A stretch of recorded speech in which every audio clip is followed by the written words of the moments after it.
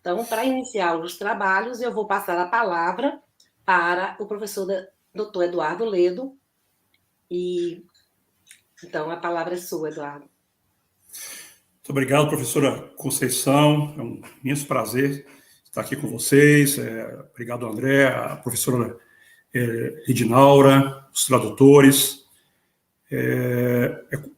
O meu tema é, de uma forma proposital, eu coloquei um título um tanto provocador, né? Na verdade, ele é aparentemente pretensioso, mas ele traz em si a ironia da sua própria impossibilidade, né? Tanto pela falta de envergadura do próprio autor, como da própria filosofia e das ciências, para darem conta daquilo que o título propõe, que é para uma história natural do mesmo e da diferença, uma jornada do bóson ao gênero. Ou seja, é uma pequena provocação, quase que um xiste, para dizer que o que vamos fazer é uma tentativa de um modelo que certamente vai estar um tanto distanciado dos conhecimentos que atualmente nós possuímos, mas as provocações são interessantes para nos fazermos refletir um pouco sobre algo que, dentro do nosso seminário, do nosso congresso, tem uma vertente muito deleuziana, né? E não é dessa vertente que falo, então vou explicar um pouquinho para vocês de que lugar eu falo, para que haja, então, uma interlocução, né? sem conflito e sem dialética. Eu acho que o Altheriza gostaria dessa minha afirmação, né?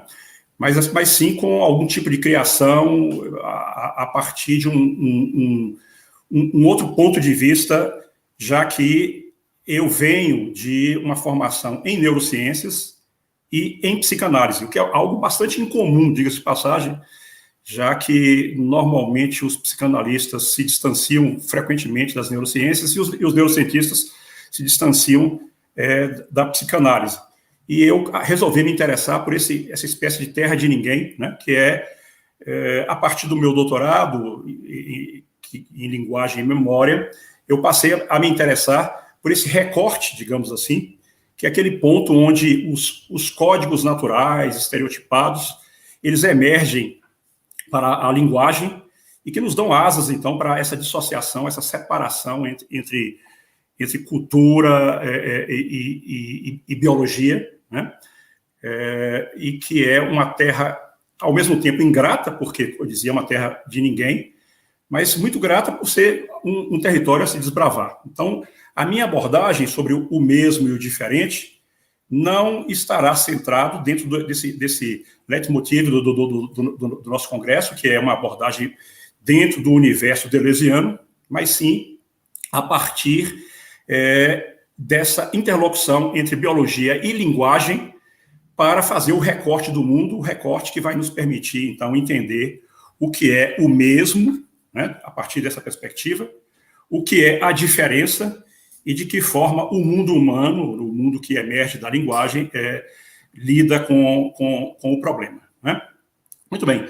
Então, eu começaria também, além do título, que é uma pequena provocação, com uma provocação quase ingênua, né, de uma afirmação que é certamente uma reflexão ou uma pergunta que vem do senso comum, que é muito comum entre as crianças, mas que é de uma ingenuidade aparente, mas que traz em si uma das grandes aporias da filosofia, e por que não dizer da ciência, né? Que é a pergunta de por que as coisas existem, né? Por que simplesmente não existir nada?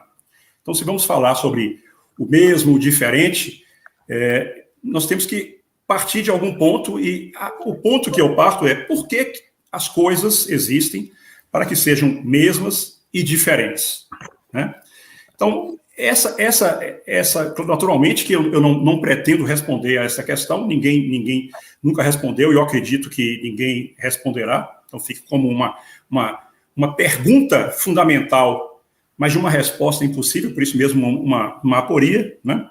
Mas dentro do trabalho que nós vamos realizar, então, dentro dessas reflexões, eu diria que nós podemos partir de algumas respostas provisórias. Então, porque as coisas existem dentro do modelo estándar da física, né? Eu não sou físico, naturalmente, eu utilizo en passant de algumas noções de física para nós chegarmos ao final da nossa reflexão, mas dentro do modelo estándar da física, né, nós não temos uma resposta sobre por que as coisas existem, como tudo começou, mas nós temos algumas teorias bastante consolidadas e outras não, sobre por que o nosso universo, como nós o conhecemos, ele passou a existir, né?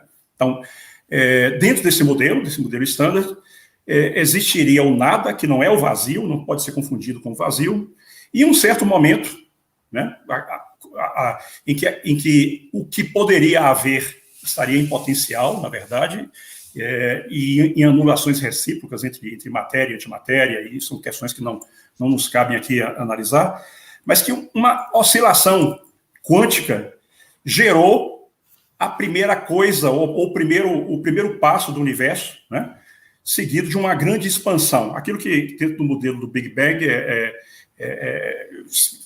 tem a discussão que não se poderia ser interpretado como uma grande explosão, mas como uma grande inflação, uma inflação cósmica que nos é revelada pela surpreendente estabilidade de térmica do universo, demonstrando que muito rapidamente esse universo se expandiu, né?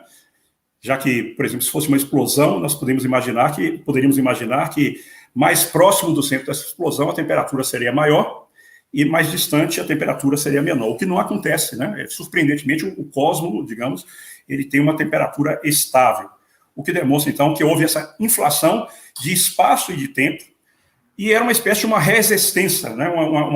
Do sentido cartesiano, de um todo, mas um todo homogêneo, em que não existiam coisas, digamos assim, né? Essa primeira expansão, ela se seguiu de uma retração, uma retração localizada, em que as coisas começaram a surgir, ou seja, a matéria começou a se organizar. Essa matéria que começou a se organizar a partir das diversas forças da matéria, né, de uma maneira cega, em que não existia nenhuma consciência para fazer um recorte de coisas e não coisas, né? Então, essa matéria que começou a se organizar, ela se organiza sob forma de subpartículas, de partículas, de forças eletromagnéticas, forças nucleares fortes, fracas, etc. Mas todo esse processo, ele se dá a partir de uma organização cega da natureza, né? Não existia código.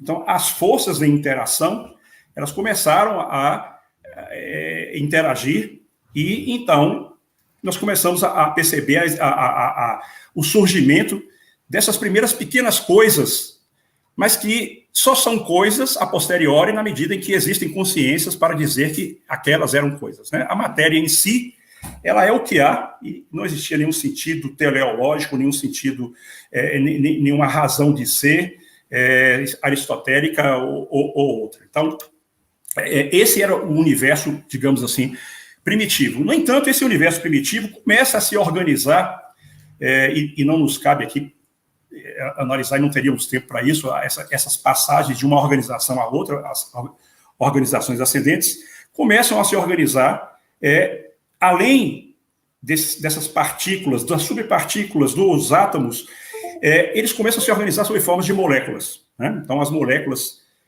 começam a compor o universo, e nós poderíamos dizer que essas moléculas inicialmente faziam parte disso que, a posteriori, que hoje, com consciências, nós dizemos que seria a química orgânica. Por emergência de complexidade, em um certo momento, a química orgânica se complexifica e nós vamos ter, então, o surgimento de uma química inorgânica que é fundamental para nós entendermos todo o processo. Não vou falar de química, não, viu, gente? Vocês podem ficar tranquilos, que é apenas um pequeno contexto para nós entendermos. A partir da química orgânica, algo surpreendente começa a acontecer no universo natural, que é a possibilidade do surgimento não mais de uma organização do universo a partir de forças naturais cegas, mas de uma certa organização codificada. E aí nós vamos ver, a partir da química orgânica, o surgimento dos ácidos aminados e de um RNA primitivo, com DNA, e a possibilidade, então, do surgimento daquilo que nós chamamos de uma emergência daquilo que nós chamamos de vida, que vai ser objeto da biologia, né? Então, esse é o primeiro corte, digamos assim, daquilo que vai nos permitir o entendimento do mesmo, do diferente, e que nós vamos tentar chegar até a relação de gêneros, né? Muito bem. Quando a primeira vida começa, e nós supomos, então, seria um protozoário, uma primeira célula, um organismo unicelular. Esse organismo unicelular, ele traz em si a força daquilo que, de toda a complexidade, dentro do ponto de vista evolutivo, nos traria até o momento presente, né? Então, eu meio que de brincadeira, eu já disse uma vez a Altareus isso, nasce aí uma espécie de nanofísica do poder, uma pequena provocação para Foucault, ou seja, na verdade, o poder começa na relação dessas pequenas células com outras células na luta pela sobrevivência, né? Então, algo começa a existir e a biologia começa a se complexificar, e nós passamos, então, dos seres unicelulares para aqueles seres pluricelulares, em que as células se organizam. Depois, dentro do próprio processo evolutivo, nós vamos ter os seres com órgãos, e essa complexidade crescente vai exigir algo bastante inovador e criativo, que é um centro de processamento, que seria uma espécie de um maestro desse funcionamento, né, que é o sistema nervoso, nas suas diversas dimensões. O sistema nervoso mais primitivo, que teria um comportamento, digamos assim, uma função mais cibernética, né, de relés, de organização para a busca de uma certa homeostasia, né? Nós podemos comparar isso com o modelo cibernético, ou seja, de inputs e outputs que vão modular o funcionamento desse sistema nervoso. Mas por complexidades crescentes, nós vamos chegar a um sistema nervoso em que vão desenvolver neurônios, e esses neurônios vão, por sua vez, desenvolver, eles vão funcionar a partir de um modelo que já é um modelo digital. Isso é muito interessante, porque os modelos digitais são criados a posteriori, naturalmente. Os modelos cibernéticos passaram para os modelos digitais, e nós descobrimos, a posteriori, que a biologia funciona também com modelos digitais, já que os neurônios, eles têm aquela característica de disparo ou não disparo, de 0 ou de 1, muito semelhante não, idêntico ao comportamento digital que nós utilizamos em computadores, etc., né? Muito bem. Então, a partir desse momento, a partir dessa organização neuronal, a partir do tudo ou nada dos neurônios, eu passei a me interessar, então, por essa emergência de que nós tínhamos um sistema nervoso que era muito eficiente para diversos animais, né, para inclusive animais muito próximos de nós na escala evolutiva, mas também alguns mais distantes, como os insetos. Vocês sabem que tem uma capacidade de processamento de informação que é extraordinária, né, tem um comportamento, podemos chamar assim, social, talvez superior, muitas vezes, aos humanos, justamente por terem tudo isso muito bem codificado e estereotipado, e que são uma força da natureza, no sentido de que eles repetem de forma codificada algo que foi codificado pela própria natureza, pela própria evolução, né? Então, isso foi muito interessante.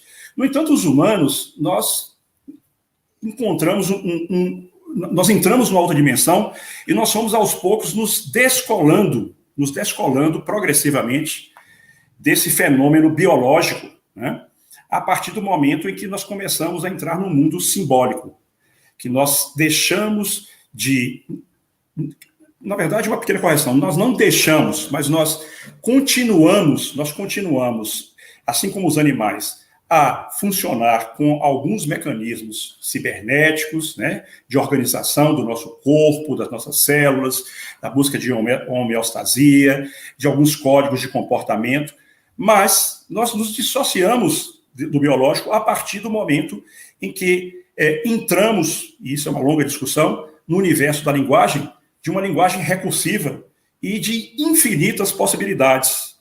E então nós passamos a recortar a realidade de uma forma completamente diferente do recorte da realidade realizado pelos animais, né? Então, é todo um processo que vem de um processo da natureza, absolutamente natural, que vem lá da origem do universo, das organizações, digamos, físicas e das forças físicas que de forma cega foram se organizando dentro de uma congruência que é abordada pela física, né? Depois, uma certa reorganização de um novo nível, digamos assim, de organização, um novo recorte que nós podemos imaginar do universo a partir da química, né? E uma nova organização biológica que tem complexidades crescentes, mas que, em um dado momento, uns seres dessa natureza, que são os seres humanos, passaram a emergir para um outro universo que já não era mais um universo natural. Muito bem. Como qual a consequência dessa passagem de universo? E o que isso tem a ver, por exemplo, com o mesmo, com o diferente e com os gêneros, né? A imensa possibilidade de classificação, já que nós temos uma espécie de um furor taxonômico, talvez desde Aristóteles, para classificar a realidade e organizar a realidade, né? Uma expressão de Heisenberg, que é muito interessante, que é de que forma a realidade ela é ordenada, né? Então, nós temos várias formas de ordenação da realidade e os humanos passaram a ordenar a realidade a partir da linguagem. A linguagem foi determinante para as características humanas que nos levaram, por exemplo, à criação de fantasias, de ficção, de ciência e de filosofia, ou tudo que nós criamos, né?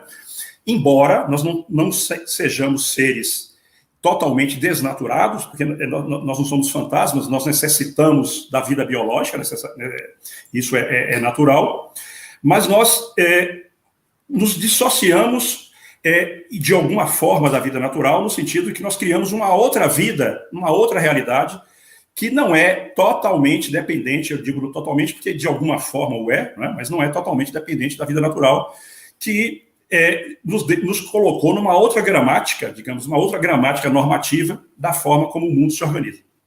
Então, para explicar isso para vocês, eu conto uma história que aconteceu comigo, que me foi bastante surpreendente.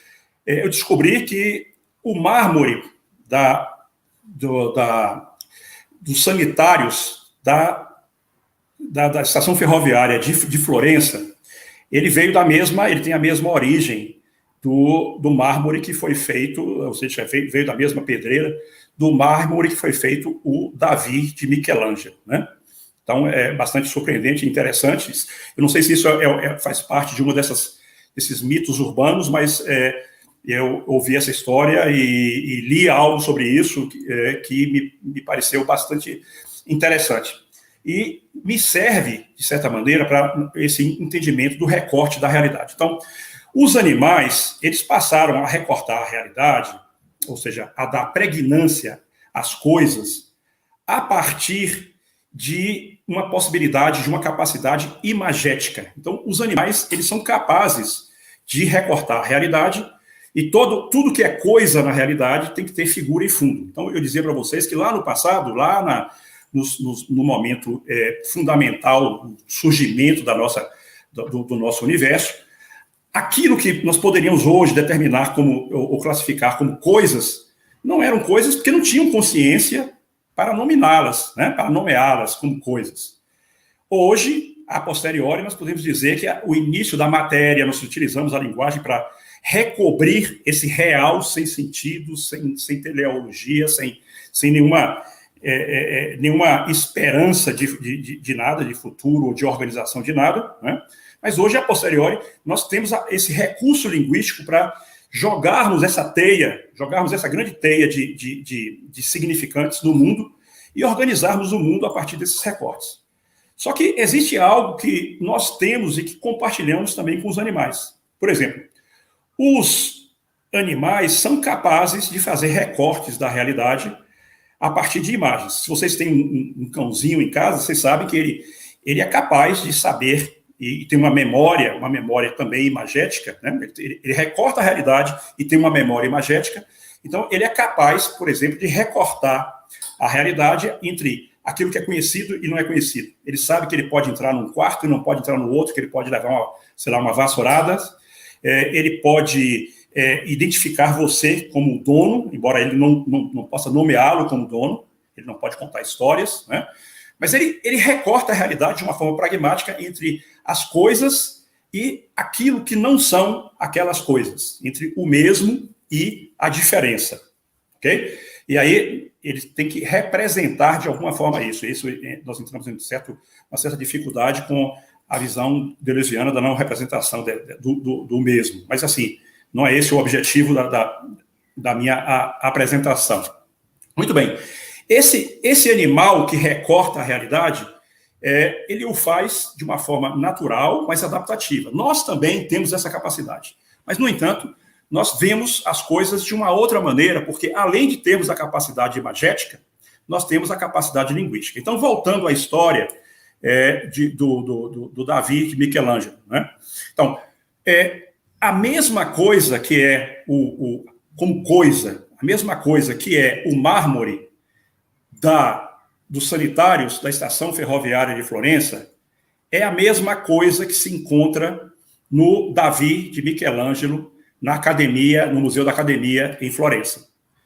No entanto, vamos imaginar, os cães que fazem parte da segurança em Florença, da Academia, eles podem também destacar aquela imagem do Davi de Michelangelo como uma imagem humana. Naturalmente que eu não tenho certeza disso, porque eu não posso entrar na consciência desses cães, né? Mas eu imagino que sim, de forma bastante pragmática e adaptativa, esses cães eles podem imaginar que aquilo é uma forma humana, embora eu não possa nomear como humano.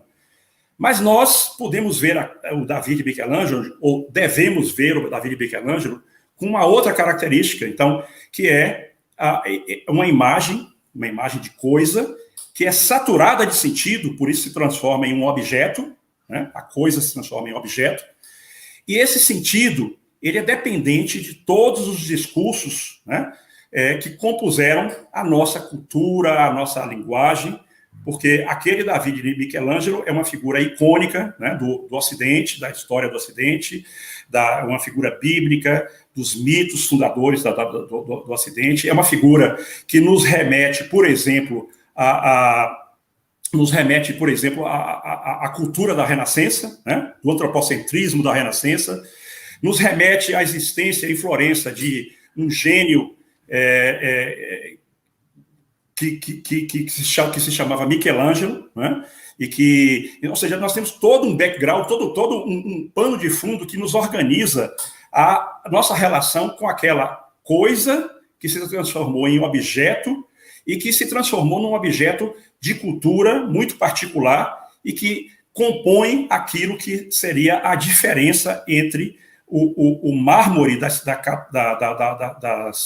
pedreira, primeiro, depois utilizado nos sanitários de Florença, da ferroviária de Florença, e, finalmente, da imagem do homem para um cachorro, e a imagem de um homem com uma história, com uma cultura para nós humanos. Então, nós começamos a perceber que a saída dos humanos do mundo natural nos colocou num mundo de possibilidades múltiplas, né? Que não são mais aquelas possibilidades codificadas apenas pela natureza. Por que isso tem algo a ver com a distribuição dos gêneros, né?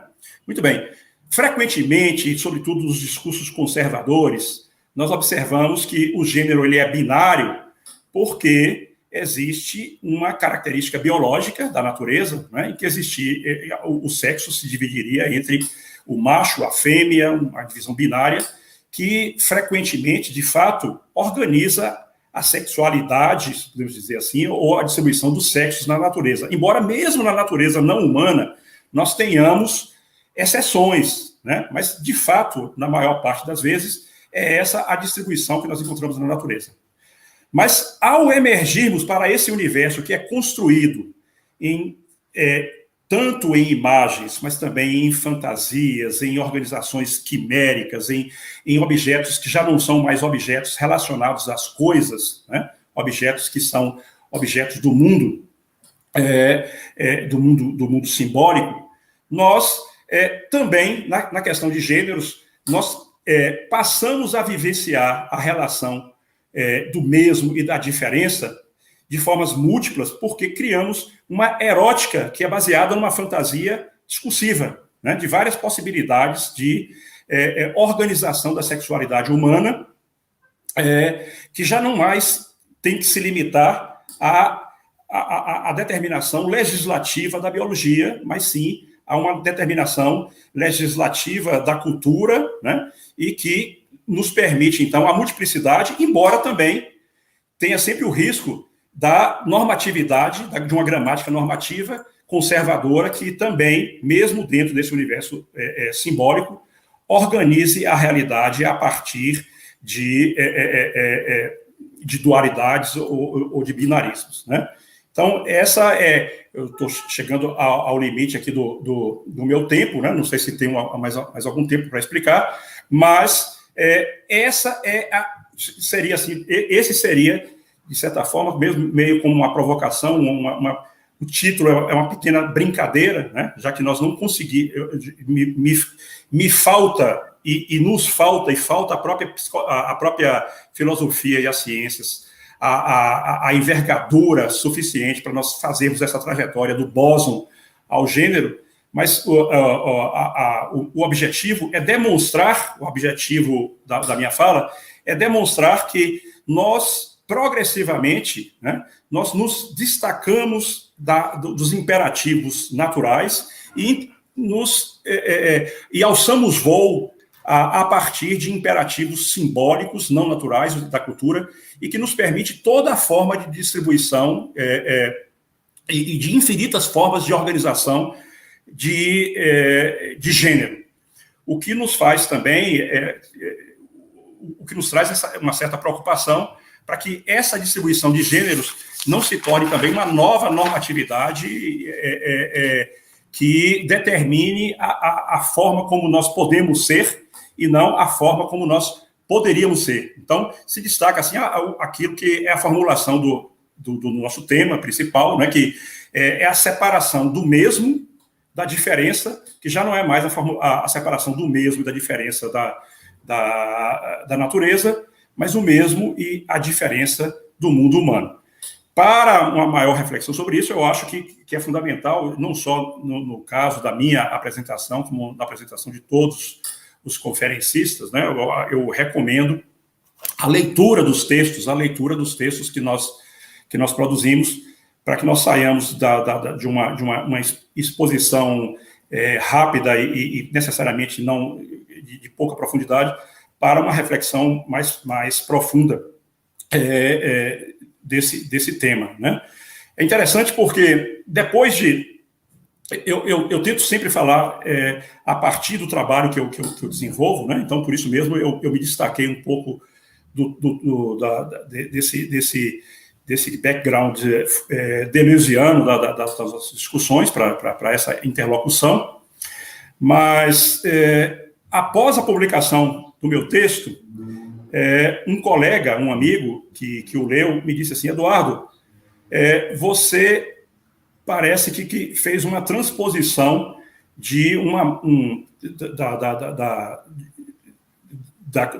das artes para a ciência e a filosofia, de algo que já se encontrava no nosso meio e que é uma música. Eu vou chamar a atenção de vocês disso, é interessante, porque eu descobri isso depois.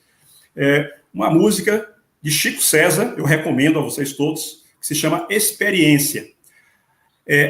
Eu ouvi essa música a posteriori e descobri que essa música, de certa forma, sintetiza essa minha exposição. Então, eu peço perdão a Chico César, não foi plágio algum, mas é bastante surpreendente como, na verdade, aliás, eu digo o contrário, não é surpreendente que a arte sempre ela se antecipe, né? Ela antecipa a ciência, as reflexões da filosofia, e, de certa forma, eu encontrei isso em Chico César. Infelizmente, eu não tive o tempo de colocar os créditos para Chico César na publicação, mas eu afirmo a vocês que existe uma congruência muito grande entre o tema que eu apresentei e essa música. Então, eu recomendo a todos. Experiência de Chico César. Muito obrigado a vocês. Eu vou... Tem uma pergunta, tem uma questão aqui que foi colocada. Você está vendo, Eduardo? Estou vendo. Então, você pode... Depois eu faço. Eu respondo? Sim, você pode responder. O Vinícius Ribeiro faz... Okay.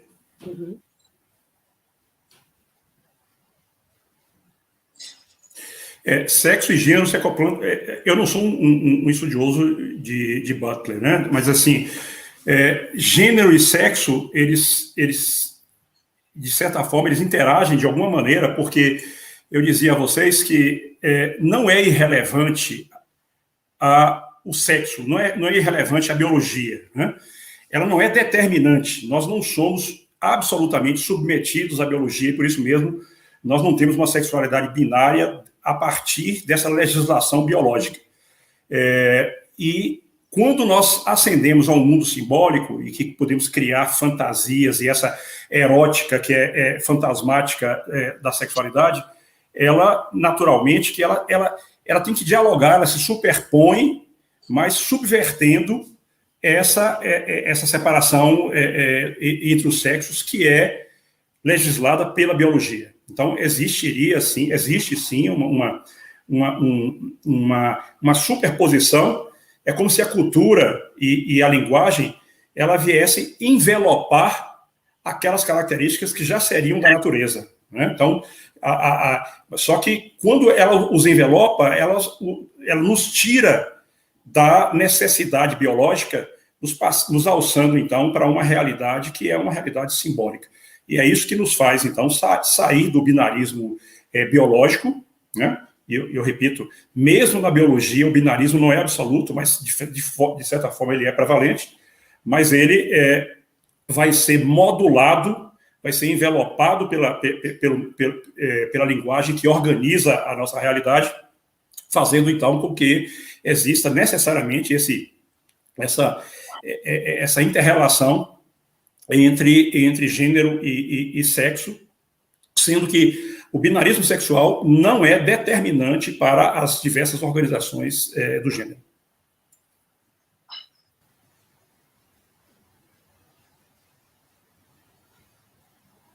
Eduardo, você responde para Eduardo. Conceição, você está sem som.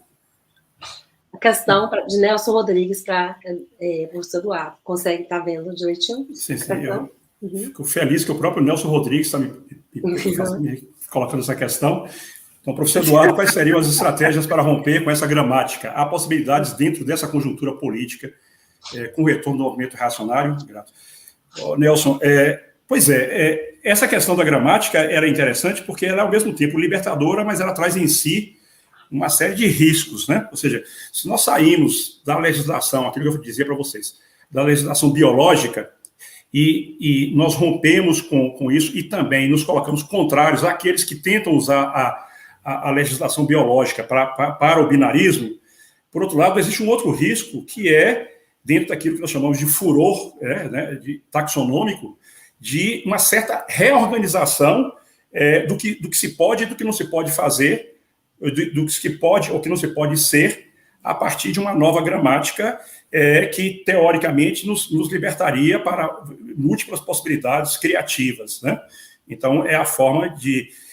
um certo reacionarismo pode se ocupar, na verdade, da nominação das possibilidades do ser. Então, esse é um risco bastante grande e que, de certa maneira, nós já observamos e muitas vezes, para nossa surpresa, não somente dentro dos ambientes mais conservadores e mais reacionários, mas também dentro de às vezes, de alguns discursos mais, tanto libertários, ou poderíamos dizer assim, como discursos progressistas. É sempre complicado quando nós tentamos legislar sobre as possibilidades do ser e as possibilidades do gênero, né? Porque nós podemos sair do binarismo para uma multiplicidade de categorias estanques, né? Em que cada um teria que necessariamente se identificar com uma dessas categorias.